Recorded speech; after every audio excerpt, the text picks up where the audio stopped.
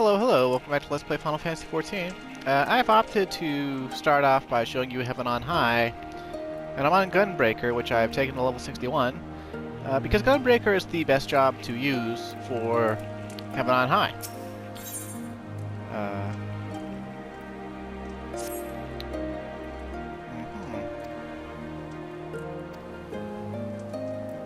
Okay, Russia is looking for us, and for some reason, instead of this quest starting at Anokoro, it started at whatever this town is called, Isari.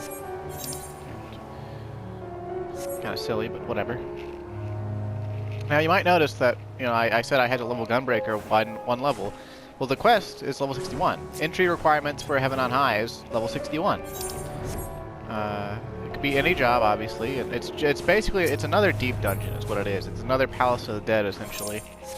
Main differences, though, is that it's only 100 floors. It goes up into the air instead of down into the ground, and it uses, you know, a lot of monsters introduced in the Far East and in Stormblood, rather than monsters, you know, from prior expansions. Okay, I'm gonna type the Quisui, but I thought that it was Rasho looking for me.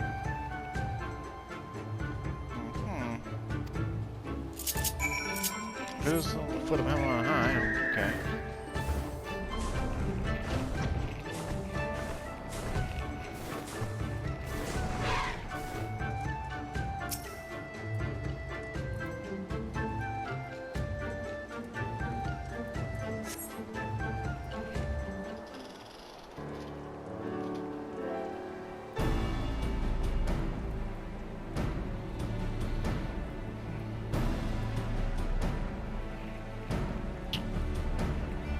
Yep, it just keeps going.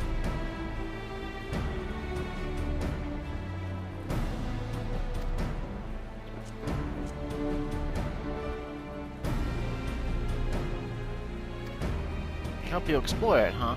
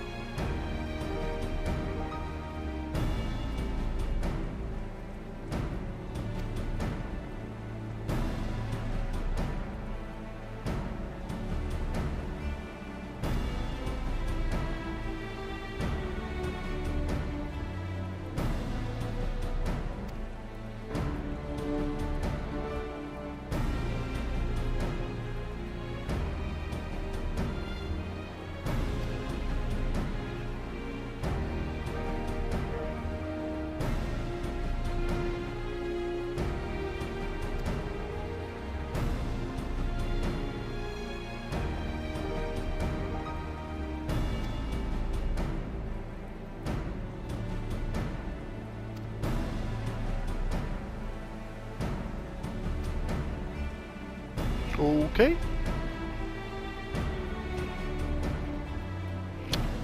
Basically, they're giving us the rundown as if this were our first deep dungeon, because it very well could be. Not everyone unlocks Palace of the Dead. And, especially if you did like a skip potion or something.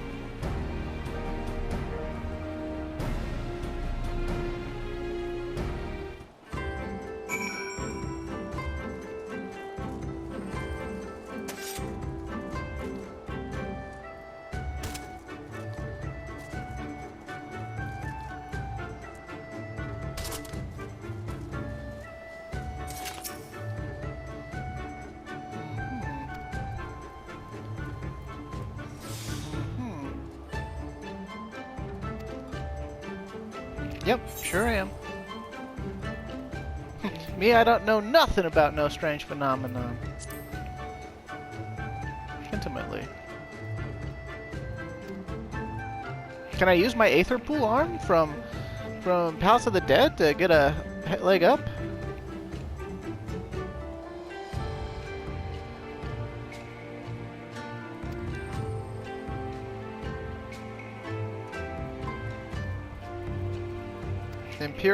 Empyrean Aether Pool, huh? So we're gonna have a separate. Yep, Heaven on High has a separate. It was discovered inside the tower, and slowly channels a person's aether into the form of a blade, spellcasting tome, or what have you. The longer an Empyrean Aether Pool weapon is used, the more powerful it becomes.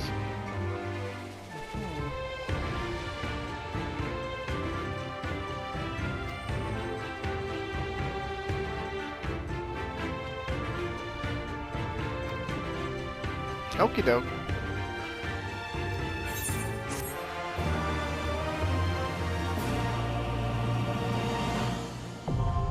Heaven on High, now accessible. Oh, yeah. And just like with House of the Dead, you could go in with multiple people. But for our purposes, we're just going to go in with Clyde by himself.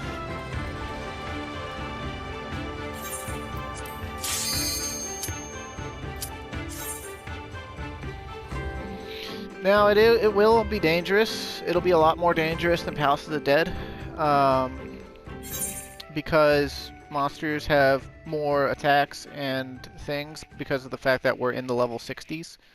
They kind of assume that you already know what you're doing to a certain extent by the time you get to Heaven on High. And, but with that said, there's a lot of things that actually make it easier than Palace of the Dead. For instance, rather than just Pomanders, you can also find Magicite. And Magicite will kill every single enemy on the entire floor. And is also separate from Pomanders. So that sort of thing, you know, makes it easier.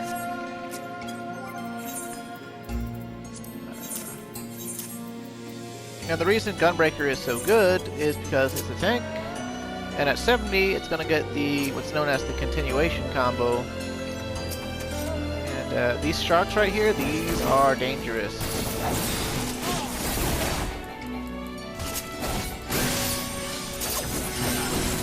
Stop that.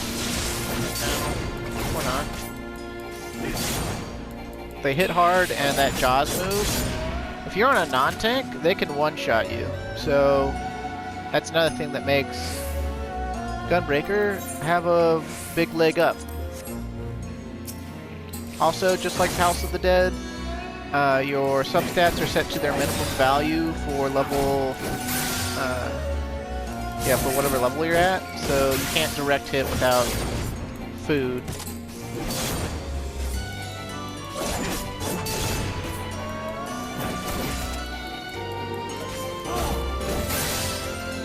But it's not that bad.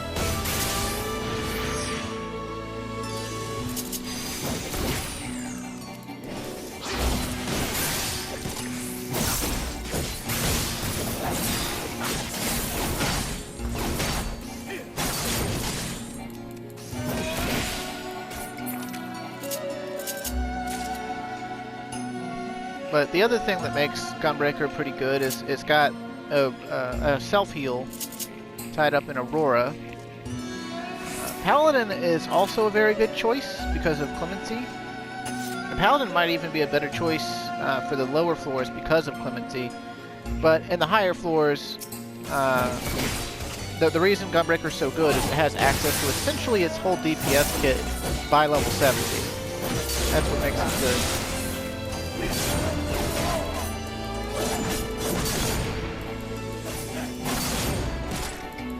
And I probably won't get to show that off this video, but you know, it's also another reason why I'm not leveling Gunbreaker as one of Clyde's main jobs, is because I can show off basically the entirety of the job by level 70,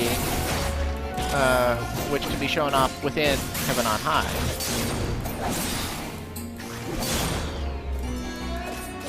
The only thing it gains beyond level 70 is Danger Zone upgrades to a skill called Blasting Zone and gains 500 potency. Let me think. Oh yes, at 72 you get an explosive gunpowder charge AoE, so your AoEs are better. And I'm trying to think about what else. I mean, I guess you just look at the trait menu. Yeah, that's pretty much it. It gets Bloodfest at 76, which lets you instantly charge your power gauge to full every 90 seconds. But that's not really that big of a deal.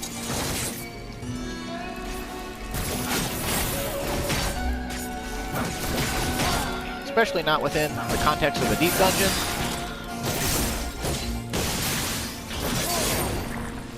I'm sure every Gunbreaker main that's watching, which is no one, is like, how dare you say that Bloodfest is not a big deal? Well, say it if it wasn't true.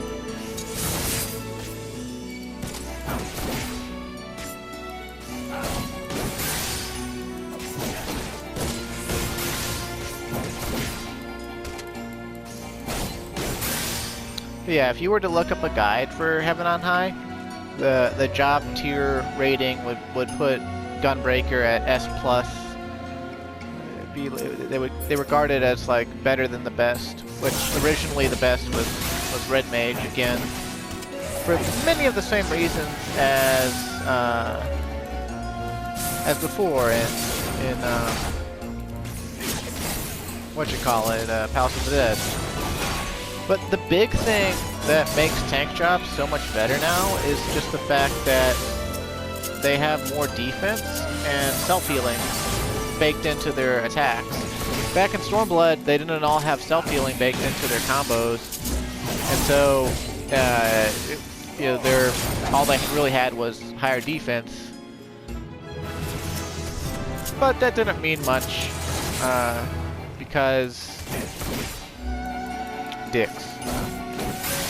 That's Bowshock. That's another AoE. It's basically the equivalent of Circle of Scorn from Gladiator or Paladin, with a longer cooldown for some reason. I suppose it might be stronger, but it's not stronger by much.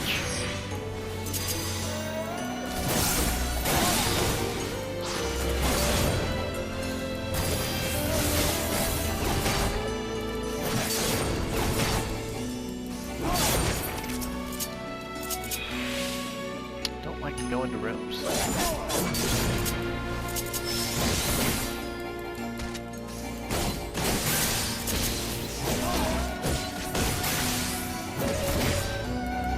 Yeah, Gunbreaker basically has one standard combo, and then it has a DPS combo that's available every, it's like 29 seconds or something. Which is the Nash and Fang combo, the explosive combo, or the powder combo, I guess. Which is very reminiscent of Renzo Kuken from Final Fantasy VIII.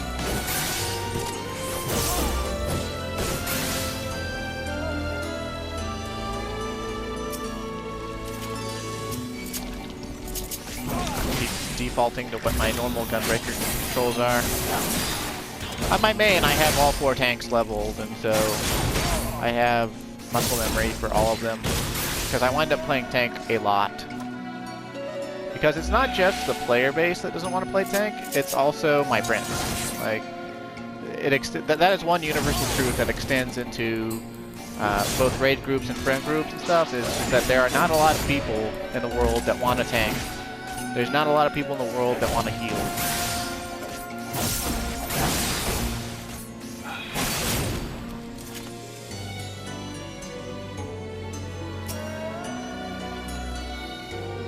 And then usually most people who do wind up tanking or healing, they do so out of either necessity, because no one else will, or because it's an easy in for group content, right? Like, You know, what's the most surefire way to get into a group that doesn't have a tank? Play tank. You know?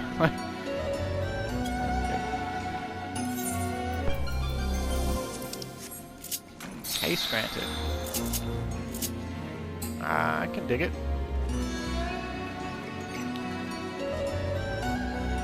But yeah, Heaven on High, because it has less floors, it has a lot more clears of the floor 100, and the titles you get for getting to floor 100, if you get to floor 100 in a 4-man group or at all, you get the title, what's it? Heavenly Gatecrasher. And if you do it 4 times, whether it's group or solo, you get the title True Hero. And if you do it by yourself, you get Lone Hero. So, there's like, yeah, there's 3 titles associated with it.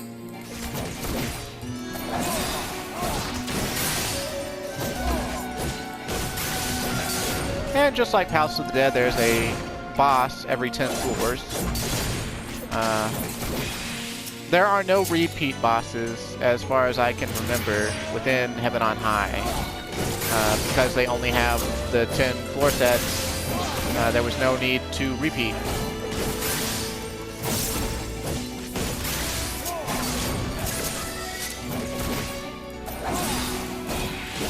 I guess have I gone over, did I go over Gunbreaker when I unlocked it? I'm pretty sure I recorded when I unlocked it. Just because I might show off its storyline. At some point.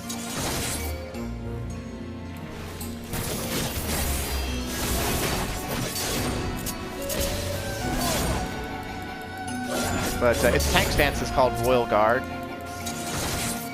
And I like that as far as the tank stance name goes.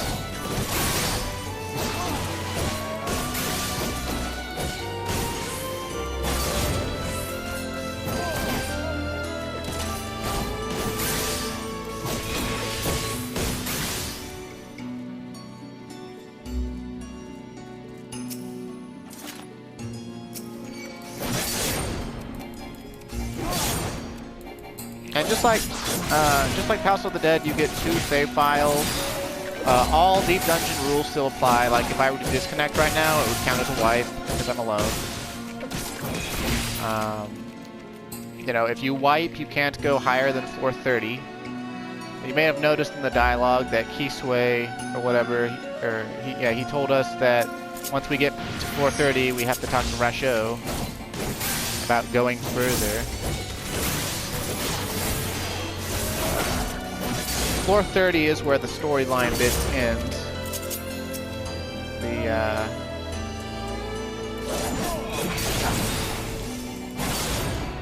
a bit of a story tied up in this place, and that's my main reason for showing it off. I will probably try to show off the other floor sets. And hell, if I'm going to go deep, I'll probably try to show off the floor 100 clear.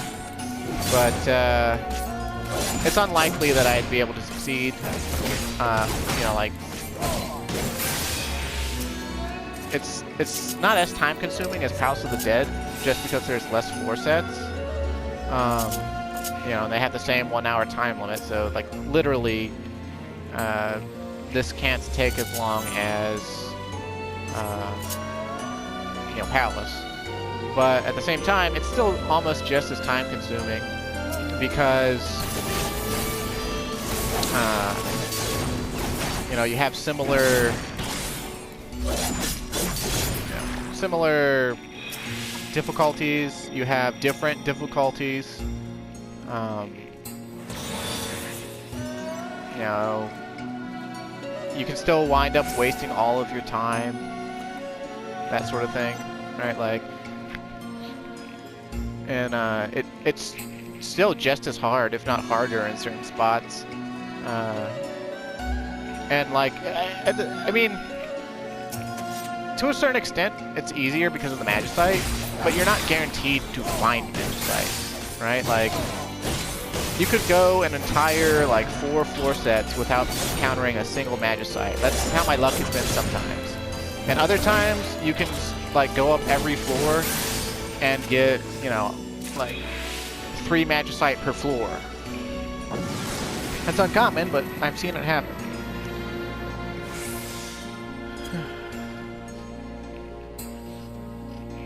Hopefully I'll get to show you the Magicite, because, well, it's a good time when you find one.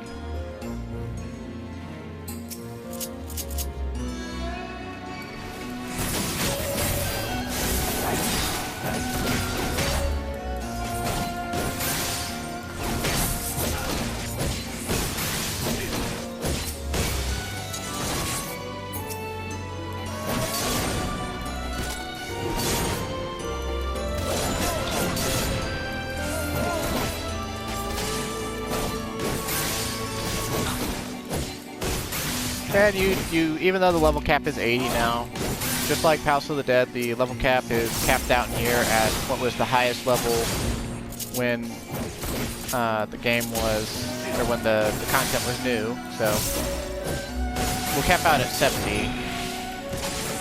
If you hadn't already gathered that, or I hadn't already said that.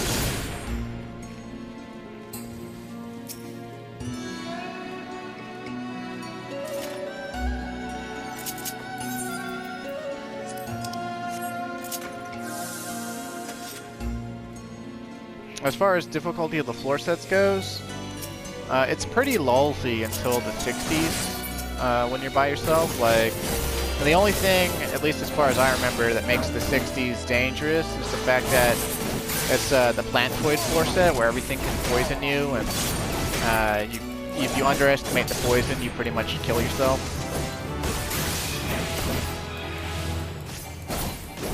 Heart of Light is an AoE cooldown. It's got like a 15 yalm radius for parties, reduces magic damage taken by 10%. Dark Knight gets basically the same thing in the form of Dark Missionary, but Dark Knight doesn't get that until like level 74 or something like that. So.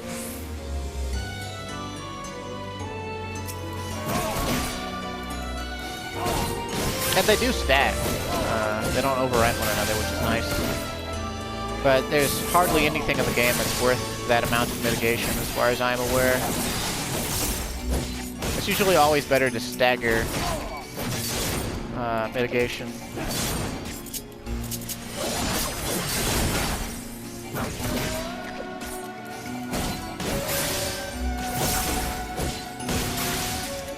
Also, as far as traps go, it's exactly the same as Palace, with the exception that there's no frog traps. Instead of turning into a frog, you'll turn into an otter with a little hat. And it's actually incredibly adorable. Other than that, every other trap is the same. There's the enfeeblement trap, there's the amnesia and silencing trap, there's the landmine trap, which we just saw. There's the luring traps.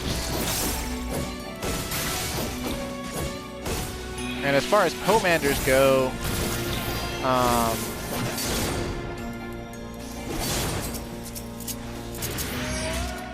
there's a few differences as well. Like, there's no Manticore Pomanders.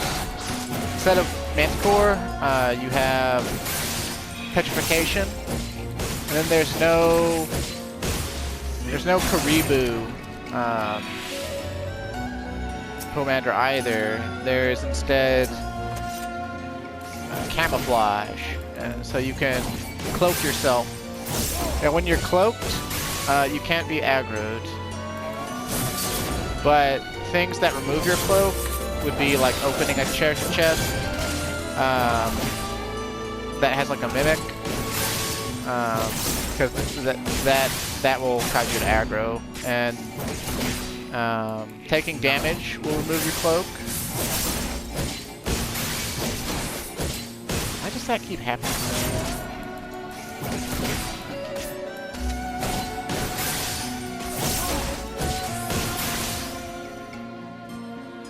I swear there's like some glitch with binding techniques to triangle. I feel like I get a lot of double input presses somehow. It happens a lot on Samurai with Hisatsu Kaiten. I'll accidentally use Kaiten twice, and it's like, how did that happen? There's supposed to be a 5-second delay between, between activations. And the only thing I can consider is that I double tap the input so quickly that the server didn't have time to register the first input, so it gets 2 signals simultaneously and registers both inputs. But I'm probably just seeing things or what have you.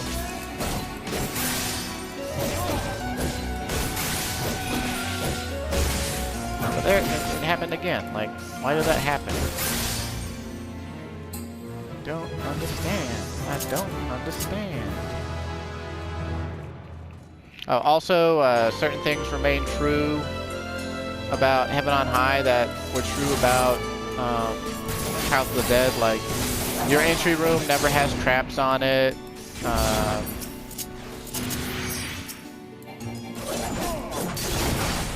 Silver chests can explode. There's mimics.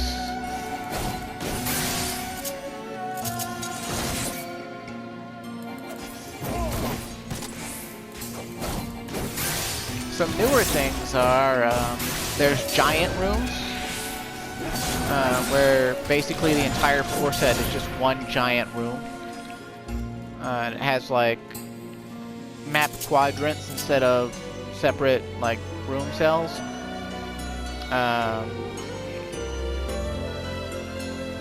And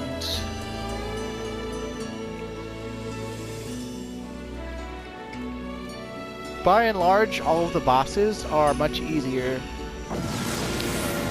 Only the floor 70 boss and 90 boss are of any real, like, challenge or threat. That's my opinion. Not saying that the other bosses can't kill you, just saying that, in my experience, the 70 and 90 boss are the ones to look out for in Heaven on High. But Magicite comes to our aid again. There's a unique Odin Magicite, and the Odin Magicite can one-shot bosses even. The other Magicites will just deal about 15% of its health and damage, but Odin will outright kill them from full HP.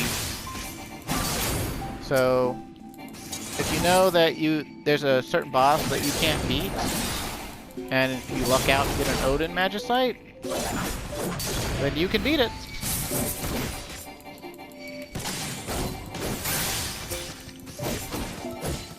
And really, there's no boss in this dungeon that can't be beaten without Magicite, or well, you know what I mean. Like, you don't need Magicite for any of them. But Magicite makes every single boss easier and take less time. And so that's something you can, keep in mind for if you're getting, time locked. Or, running into time concerns.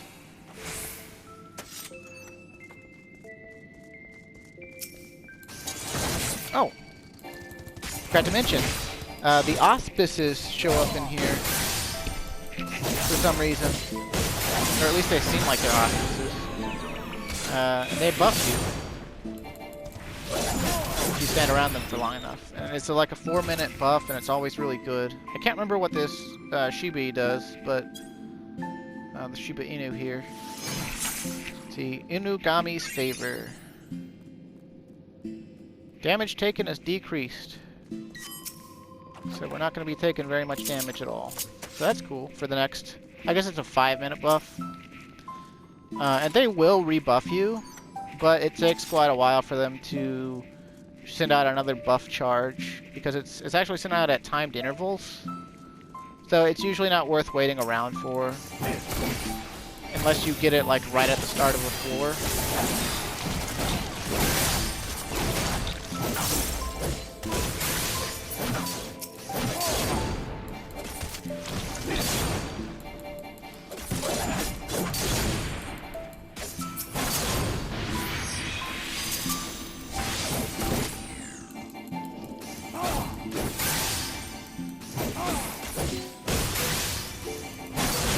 Other ones I've seen, there's a Fat Cat Hospice that will buff you. And I think the Fat Cat gives you a 2800 2800 HP per tick regen for 5 minutes. That one's really nice.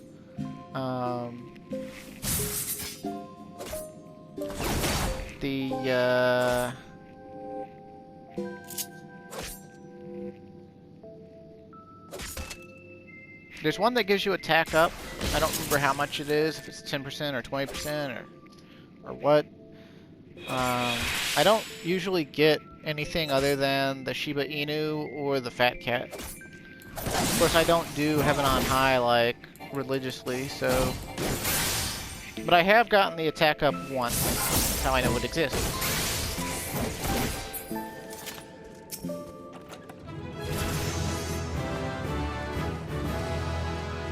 I think there's one that gives haste, but don't quote me on that. And I don't know if they can appear in the deeper floors, or if they only appear in 1 to 30. There's a lot I don't know, like a lot of little things I do not know. But this could be troublesome.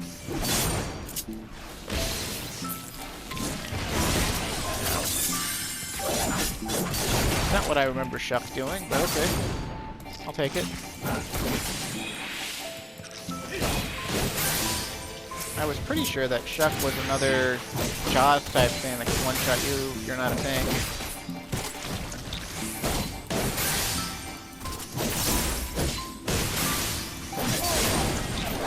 Also, pro tip, obviously if you want to try soloing this on like Red Mage or something, it would behoove you to, instead of trying to come in like I did with no Empyrean Aether Pool built, you'd want to just come in on a group, with a group first, like a Duty Finder group, a matched party, as they put it, and build your Aether Pool up. Because if you don't build your Aether, if you have your Aether Pool built up, then like stuff like Jaws or Shuck, you know, it won't one-shot you, because you'll have way more HP. And plus, you'll just be able to usually outright kill the Yabi or the Shark.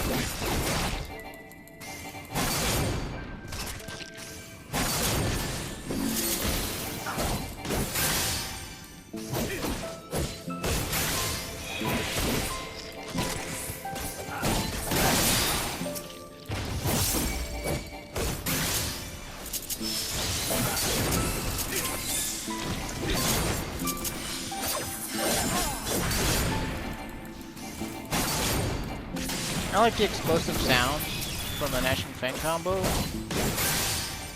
And you'll see that at 70, Gunbreaker gets more popular. Although apparently I think, according to the last census data that I read about, or at least what people were claiming on the official forums, the current most popular and most played tanks are Paladin and Dark Knight. Which I guess that makes sense, because like Dark Knight has the whole Shadowbringers like trailer job thing going for it. And Paladin has always been a tanking favorite due to clemency and due to just the fact that it's, you know, the sword and board tank. Apparently it's just a really popular thing in a lot of circles for, you know, sword and board to be the tank. And I mean, I can understand why. Personally, I've always found Sword and Shield to be a tired, you know, trope or tired, like, common, like, fantasy thing. Of course, I guess maybe, you know, that's informed by my, you know, like 1980s video game RPG sort of playing, and it's gotten out of favor for so long now that, you know, the whole contemporary thing has looped back around on itself. Kind of like how being, like, conservative with politics now, it would be considered, you know, more countercultural than, you know, being, like, you know, straying towards, like, socialism and Marxism and things like that. Because, you know, like, at one point, you know, like in the 50s or whatever, and 60s, you know, it's very countercultural and rebellious to, you know, ask for, like, social programs and things like that. And, yeah, nowadays, it's the other way around.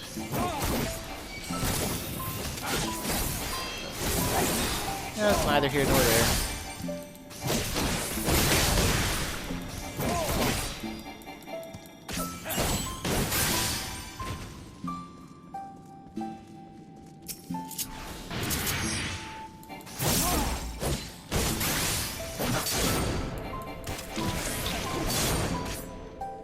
Of course, I think modern politics has this unique angle to it, where, like,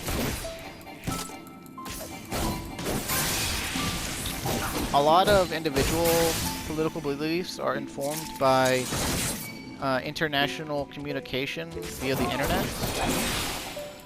Because more than ever before, like, political stance and belief and things like that are, like, I guess contamination has, like, a negative connotation to it, but more or less contaminated by, you know, foreign perspective. Right? Like, I have an entire Discord that is, like, 90% European. And, you know, the things they say in there and, like, you know, the beliefs they hold are, like, so wildly different from my own. And it's mostly because they're all European. It's kind of interesting.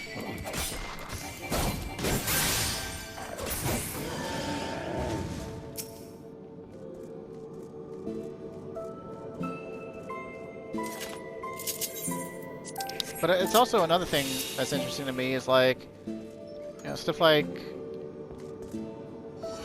that says, you know, like, it's the World Health Organization or United Nations, you know, stuff like that, saying it's like the global pole place and thing, and representing the world at large. And it's like, sort of. I mean, like, at least the United Nations, I guess, has a representative from almost every country. But, like, other organizations that claim to be global are usually just, you know, like, Europe plus some Asian countries, and usually the States, but not always.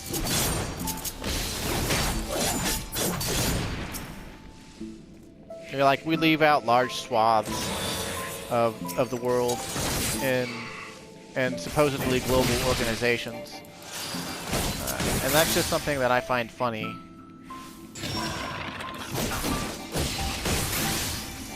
But, I should probably get back to talking about 14.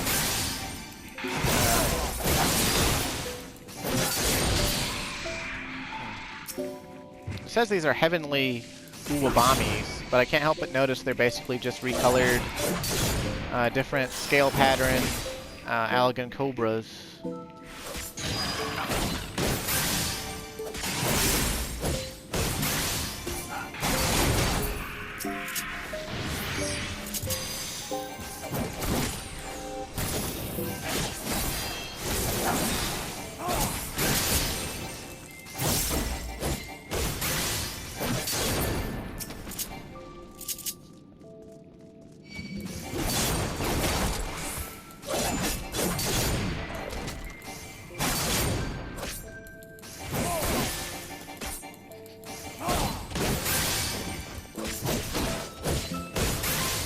guess we're doing okay time-wise.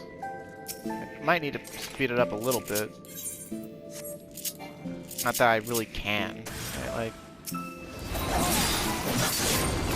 with my low Aether Pool amount, you know, it's not like I can pull a lot at once or anything. I don't have any Empyrean potions yet. For Heaven on High, instead of sustaining potions, they made sure to try to slow down people's progress with it by having it have its own potsherd. It has like Empyrean potsherds instead of Gelmoran, and Empyrean potions instead of sustaining potions. And ultimately that's a good thing, because the sustaining potions, you know, they're tuned to like level 60 levels of regeneration, whereas the Empyrean ones are tuned to level 70. So.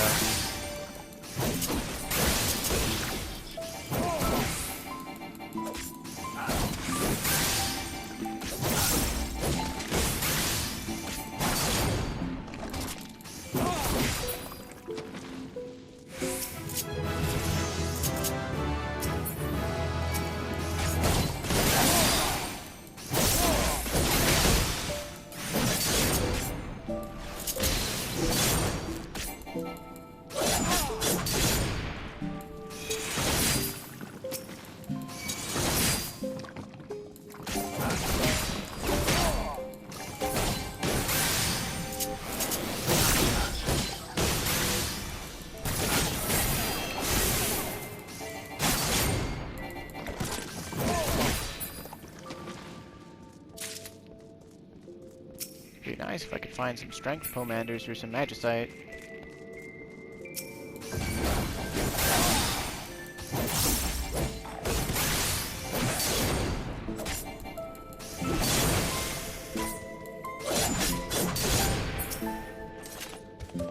Also, I assume these monsters are maintained by magic, because otherwise they would have to eat one another. And these beautiful halls with all these silk screen paintings and things would be covered in blood all the time.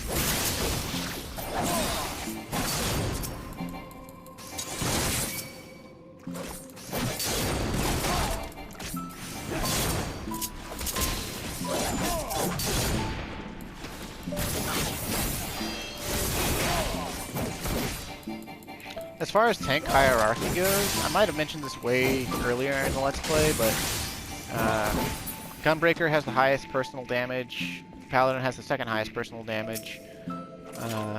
Paladin and Gunbreaker technically have the best invulnerabilities, and then after them it's like, I think Dark Knight's the lowest damage tank now,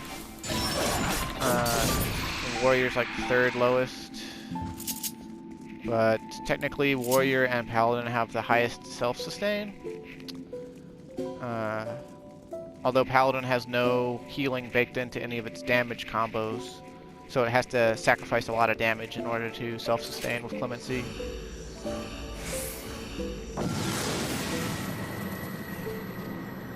But all in all, they're all basically equally effective at what they're made to do in a party setting. But in a solo setting, there's very, very clear advantages.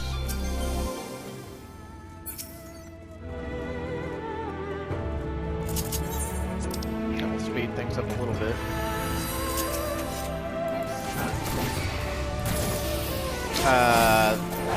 The thing coming down the hall there is actually pretty dangerous.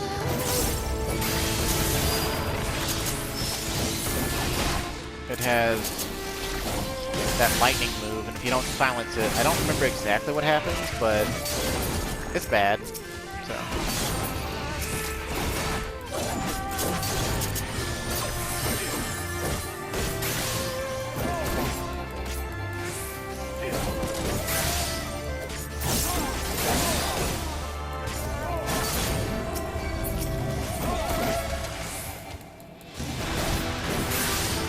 Auto heal on this floor. Watch out. Hardest Stone is Gunbreaker's basically their version of Blackest Night. Rather than being a shield though, it's just 20% mitigation.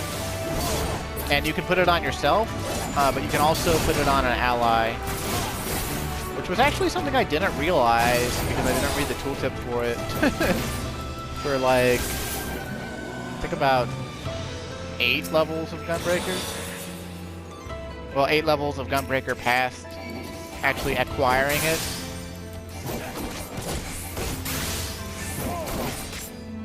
So.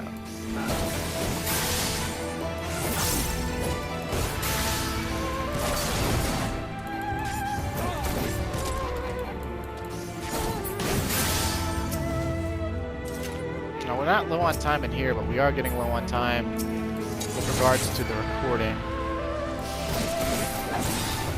Although we're actually kind of low on load on it here.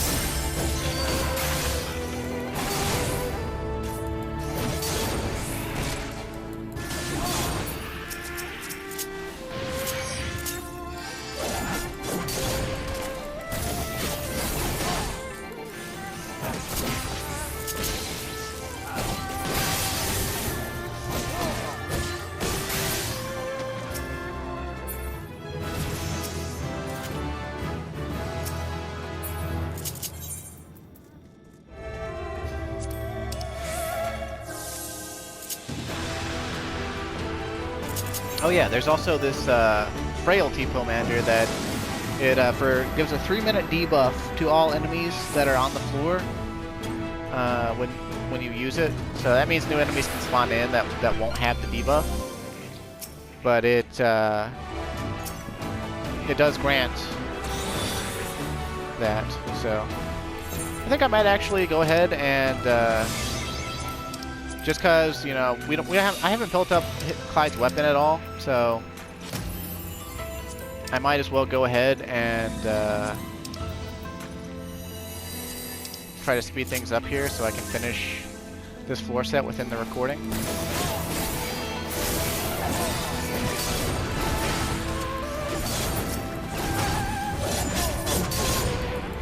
Yeah, as you can see, with comboing a frailty with the strength pomander, it makes enemies evaporate. Of course, you don't have that long, so it definitely works better in a group setting. Same thing with another pomander we haven't found yet in here. I mentioned before, though, the petrification pomanders.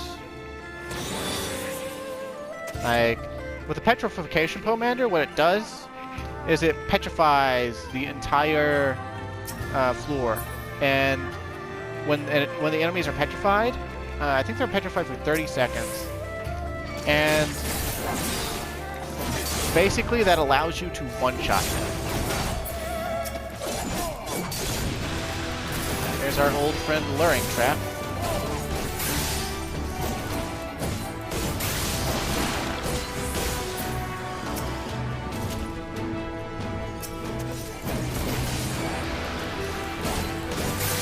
Also, the frailty pomanders, not only do they make monsters take more damage, but it weakens their attacks as well. I'm not sure what the exact percentage of things are, but that's what they do. So.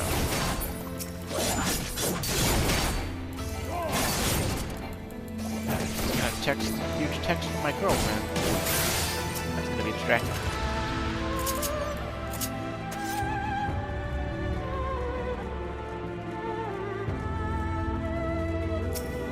This might be a potsherd. Oh, it's a mimic. How about that? I've almost demonstrated everything there is to demonstrate. I haven't demonstrated a petrification or a magicite yet. There's still time. You might have noticed that the Mimic, he was unaffected by the frailty.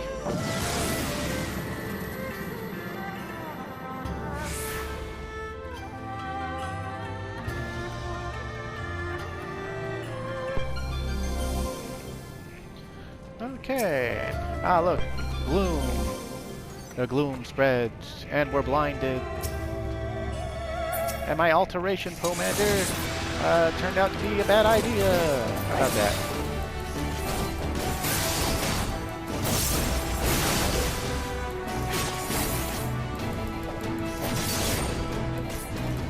me the first time, though.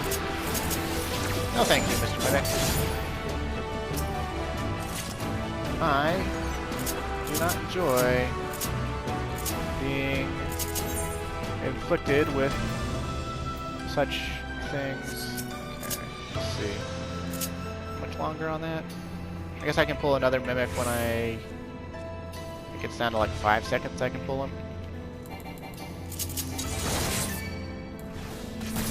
I hate when Bowshot and Sonic Break are out of alignment, but that's just the Raider in me, I guess. Oh, hey. That's for me. Oh, hey. Level 70. Continuation. That's gonna be fun.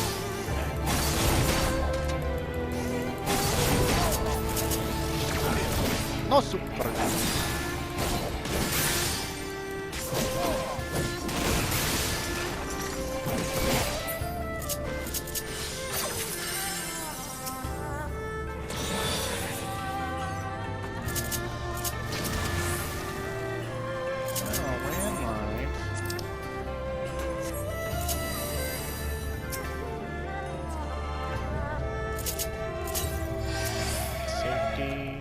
Raising.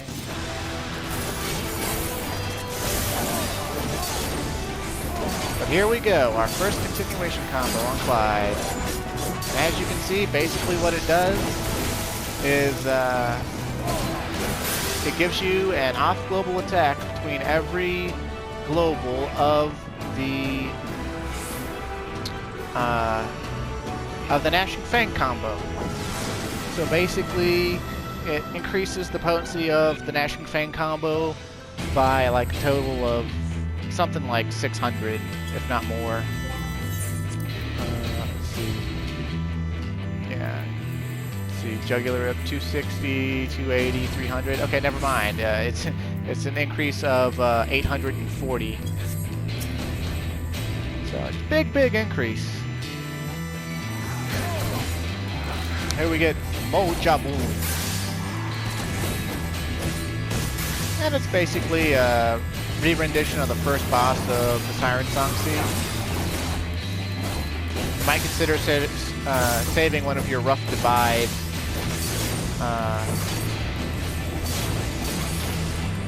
gap closers for that.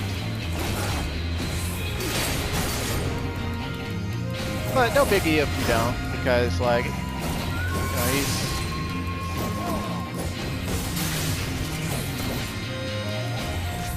he ain't no thing.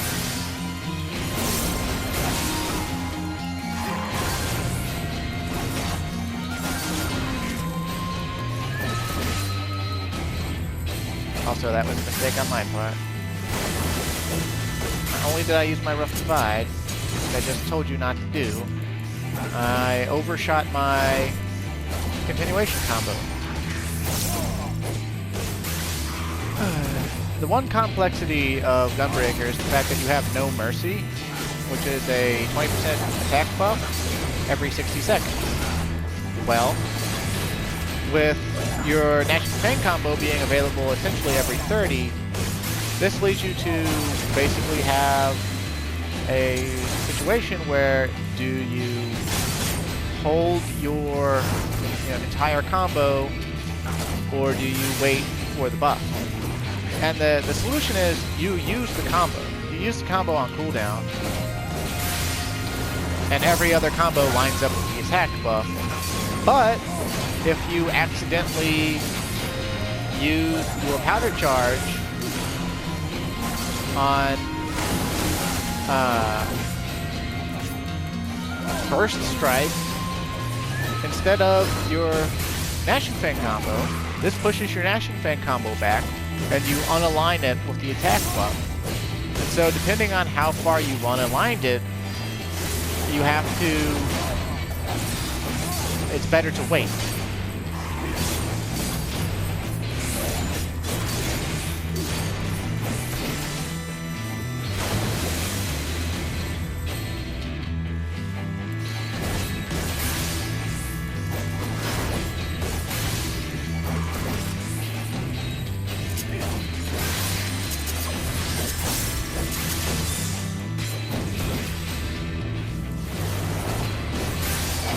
And there's also a bit of global drift, depending on how many globals you put your, put your National Bank combo off for. So there's also that to account for in relation to your attack buff and your damage combo.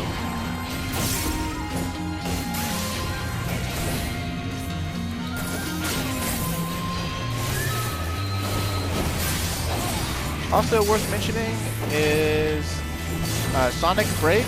Even though it's a global, it will not break your National Bank combo.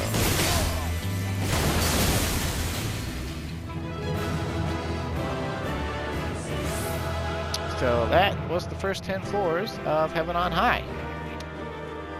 And also a practical demonstration of Gunbreaker. Like I said, you only gain 2 skills after, actually 3 skills I guess.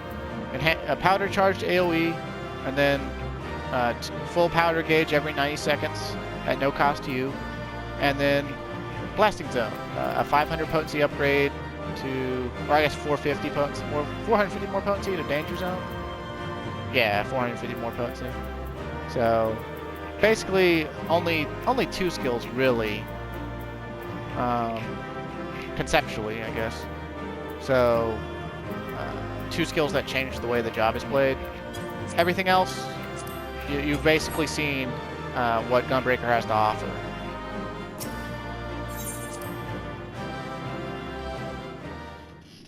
Let's see, I think we get some cutscenes like in Palace. You know, like someone's watching us.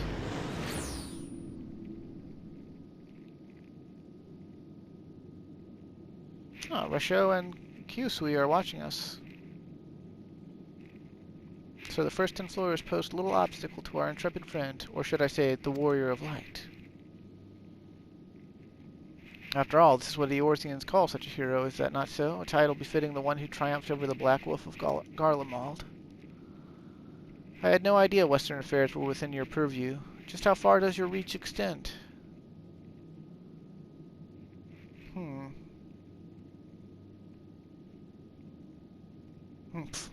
You've too many secrets for my liking, but very well, have it your way.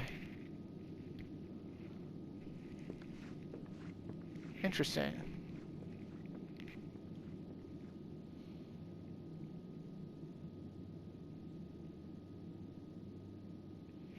And have it my way I shall, for this is merely the beginning. Dun, dun, dun!